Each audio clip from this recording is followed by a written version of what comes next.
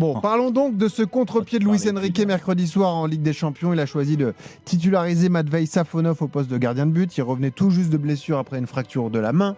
Souvenez-vous, il avait assuré l'intérim quand Chevalier s'était blessé face à Monaco à la cheville. Il avait été performant, notamment sur cette finale de Coupe intercontinentale. C'était le héros de la séance de tir au but. Entre-temps, Chevalier a rejoué. Il n'a pas forcément brillé. Et c'est donc le Russe qui a été aligné mercredi soir en Ligue des Champions. On relance la concurrence au poste de gardien de but au Paris Saint-Germain. Donc ouvrons le procès de Luis Enrique. Sur ce sujet, deux procureurs. Jérôme Roten, bonsoir. Ciao, buonasera. Ah bah tu vois que tu parles italien. Et Steve Savidan, bonsoir. Oui, bonsoir. bonsoir. Bonjour, bonsoir. Ah non, toi Jérôme, tu défends Luis Enrique. Excusez-moi, j'ai confondu. Oui, c'est Jean-Michel qui l'attaque. Non, mais Toi, on tu va sais, s'adapter. tu défends le Non, coach. mais moi, c'est pour ça que je faisais la gueule. Je ne veux pas Exactement. être avec Bah, Steve. moi aussi. Moi aussi. Je ne veux pas être avec Steve, je comprends pas. Mais surtout pas Oui, être c'est en- les avocats, oui, c'est Le les verdict est avocats. rendu par Mathéo, supporter parisien. Salut Mathéo. Les gens du peuple contre l'élite, Ouais, la tour ouais. d'ivoire. Salut c'est Mathéo. Allez, Je te rappelle les équipes. Les procureurs qui vont charger Luis Enrique sont Jean-Michel et Steve. Et l'avocat, c'est Jérôme Roten. Vas-y Jean-Michel. Toi, t'es pas fan du turnover au poste de gardien de but. Bah non, je ne suis pas fan, je n'ai rien inventé, je ne suis pas un grand spécialiste du poste, je ne suis même pas un spécialiste du tout. Factuellement, je ne suis pas contre le fait qu'il ait choisi le meilleur lors du dernier match. Il considère que c'est le meilleur, mais sur la durée, c'est une catastrophe. C'est une catastrophe au Paris Saint-Germain depuis une 7-8 ans. Lorsque Navas est arrivé et qu'il était indiscutable, il y avait deux gardiens de but qui étaient des gardiens de but numéro 2. Il y avait un Rico et puis un autre, je ne me rappelle même plus qui c'était. Boulka à l'époque.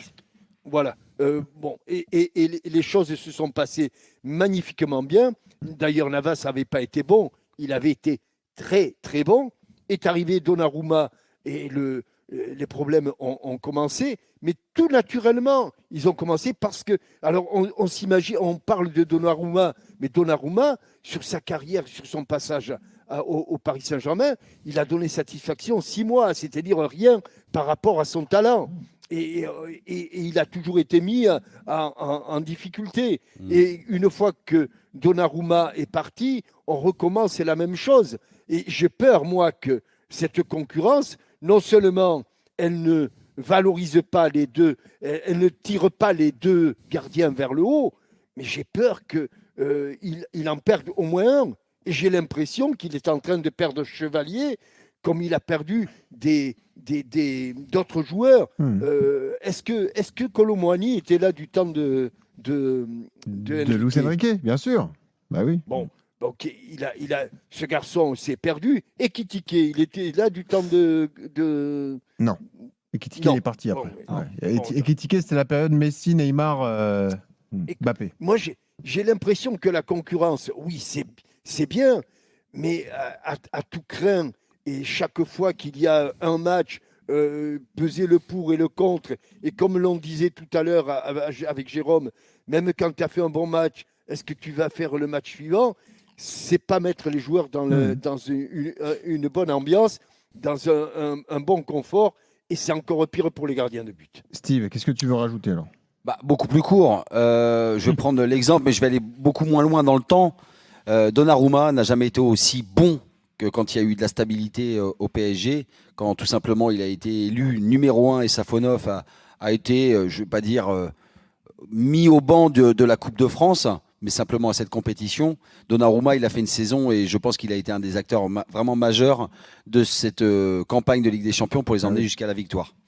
Cette année, nouveau virage, ils prennent, donc Safonov reste, il a quand même un beau bagage, ce gardien, il a une belle personnalité, il n'est pas mauvais techniquement, et il recrute Chevalier sur ce projet d'avenir, jeune gardien, équipe de France, les premières apparitions d'équipe de France. Et puis badaboum, on voit un manque de charisme, un manque de grandeur, parfois de grands matchs, mais en tout cas une difficulté quand même à dominer, à diriger, à prendre le lead justement dans cette défense. Des erreurs techniques, mais ça peut arriver dans sa progression. Et puis, à un moment donné, Luis Enrique, il se pose la question, est-ce que c'est réellement le premier? Est-ce que je ne vais pas lui mettre la concurrence? Et c'est là, en fait, où je ne suis pas d'accord avec Luis Enrique. c'est que s'il est vraiment dans un projet d'avenir, il doit accepter, je dis bien accepter, les bourdes. Parce que les bourdes, les erreurs font partie de son apprentissage de jeune gardien qui va devenir un très grand gardien. Et en fait, je pense que dans la précipitation, il a pris peur, il a mis Safonov, il n'est pas vraiment chiant, Safonov, tu le mets pas, tu l'enlèves. Il y a eu cet épisode quand même un petit peu pendant la trêve de décembre, où il s'est blessé, Lucas Chevalier. Moi, honnêtement, je me suis dit, ça y est, il a perdu sa place. Safonov va arriver, il va le griller. Et il a une bonne étoile, Safonov, contre-performance, blessure, et il revient en ces débuts d'année. Et ouais. Mais là, je comprends pas Luis Enrique. Bah, Tu dois le confirmer, quoi. Jérôme. Si c'est ton avenir. Donc voilà, moi je trouve qu'honnêtement, ça manque de sérénité à ce poste-là. Il ne faut pas trop créer comme d'instabilité. Ce n'est juste que mon avis. Jérôme, parole à la défense.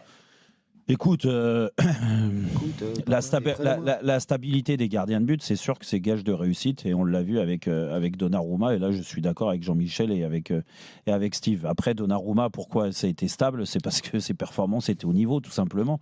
Ouais. Et que quand il a enchaîné des bonnes performances, je pense, quand il a enchaîné des bonnes performances, il n'y a même pas eu la question de se poser, à savoir est-ce que Safonov ou Donnarumma.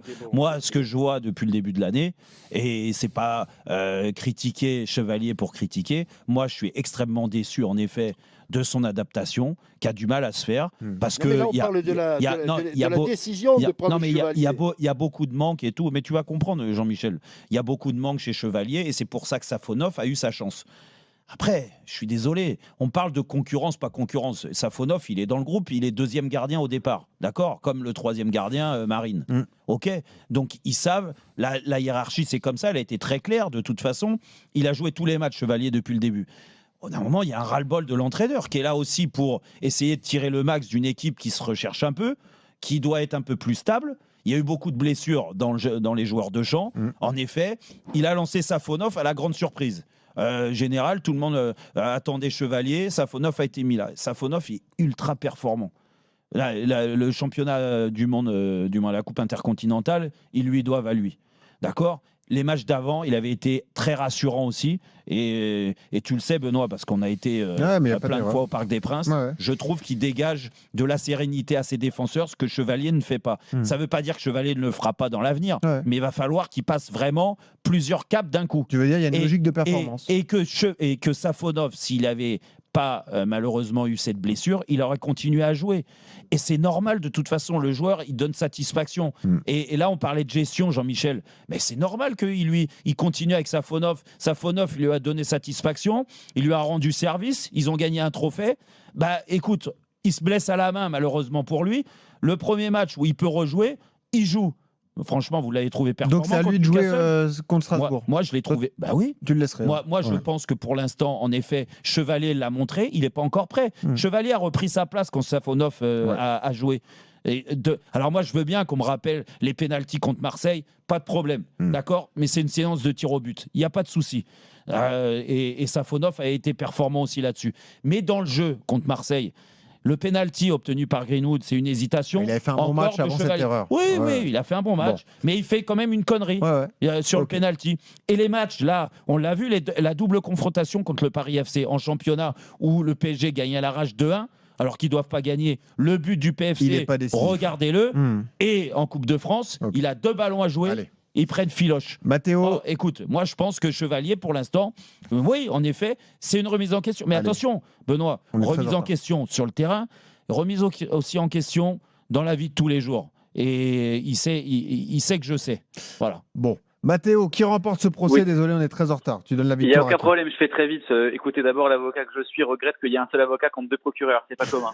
Ensuite, je dois dire que mon confrère Jérôme Roten a marqué des points. Et je conclurai aussi en disant que l'accusation a eu quelques petites incohérences, en m'expliquant que Donnarumma était excellent sans être mis en concurrence. Je lui rappellerai que Donnarumma était bon à partir du jour où Safonov a joué contre le Bayern et a justement mis un coup, un coup dans le dos de Donnarumma. Ta plaidoirie, elle est mauvaise. La réalité, c'est qu'au football, il y a de la concurrence et la concurrence, elle pèse. Voilà. En tout cas, je Mathéo, verrai ce que dira l'avenir, mais je donne le point à Jérôme Roten. C'est clair, concis et carré. Bravo. Et c'est vrai que les contradictions d'en face, c'est terrible.